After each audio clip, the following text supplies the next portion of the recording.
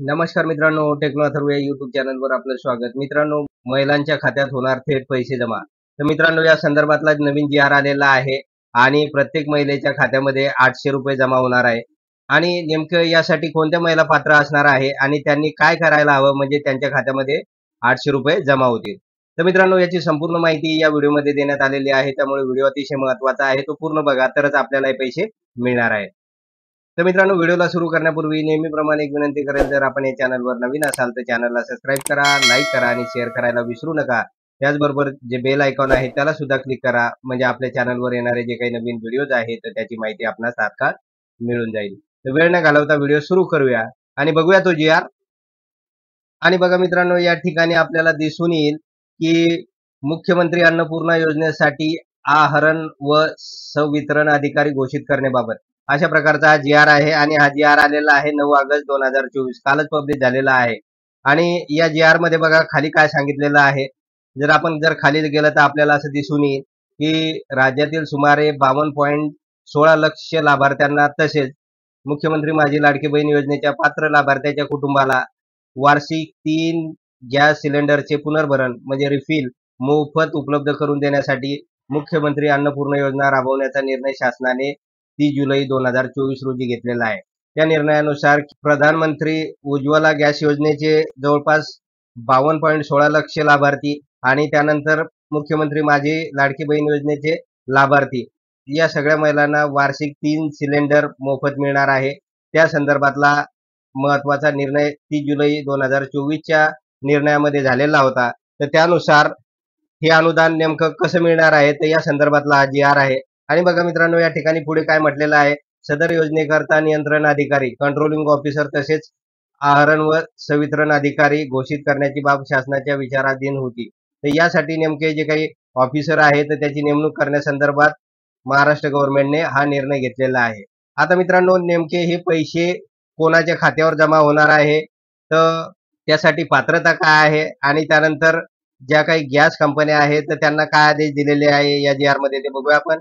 राज्य शासनाच्या मुख्यमंत्री अन्नपूर्णा योजनेकरता वित्त सल्लागार व उपसचिव अन्न नागरी पुरवठा व ग्राहक संरक्षण विभाग मुंबई यांना नियंत्रक अधिकारी तसेच लेखाधिकारी, वित्तीय सल्लागार, उपसचिव कार्यालय, अन्न व नागरी पुरवठा, ग्राहक संरक्षण विभाग मुंबई यांना आहरण व संवितरण अधिकारी म्हणून घोषित करण्यात आलेले आहे.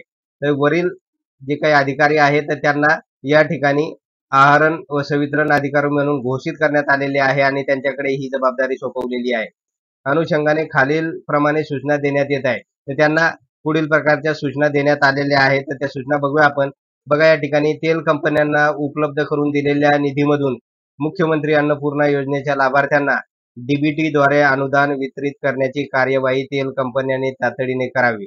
तर मित्रांनो, या ठिकाणी असं म्हटलेलं आहे की गव्हर्नमेंटने या तेल कंपन्यांना ऑलरेडी हे पैसे दिलेले आहे आणि ते पैसे ग्रँटच्या स्वरूपात, निधीच्या स्वरूपात या तेल कंपन्यांनी मुख्यमंत्री अन्नपूर्णा योजनेचे लाभार्थी त्या खात्यामध्ये वितरित करावे. आणि त्यांनी जर हे वितरित केले तर एका सिलेंडर मागे आपल्याला ₹800 मिळणार आहे, म्हणजे वर्षाला 8त्रिक ₹2400 मिळणार आहे. तर मित्रांनो, अशा प्रकारचे आदेश या तेल कंपन्यांना याद्वारे देण्यात आलेले आहे. त्यानंतर पुढे बघूया आपण. उपलब्ध करून देण्यात आलेल्या निधीचा विनियोग सदर योजनेसाठीच करण्यात यावा आणि या तेल कंपन्यांना जे काही फंड देण्यात आलेला आहे किंवा पैसे देण्यात आलेला आहे तर त्याचा विनियोग हे सदर योजनेसाठीच करण्यात यावा.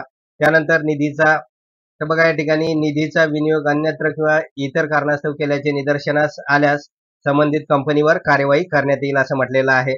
याचा फायदा नेमका कोणाला होणार आहे तर यासाठी काय पात्रता आहे. तर मित्रांनो, पात्रतेसाठी आपल्याला 30 जुलैचा जी-आर बघणे गरजेचं आहे. तर तो जी-आर बघूया आपण.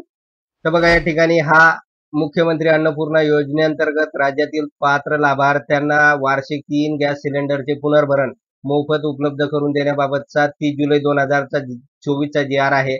आणि या जी-आर मध्ये ज्या काही पात्रता दर्शवलेल्या आहे तर त्या पात्रता जर आपल्याकडे असेल तरच आपल्याला वर्षाचे ₹2400 म्हणजे दर सिलेंडर मागे ₹800 मिळणार आहे. तर बघूया त्या पात्रता नेमक्या काय आहे.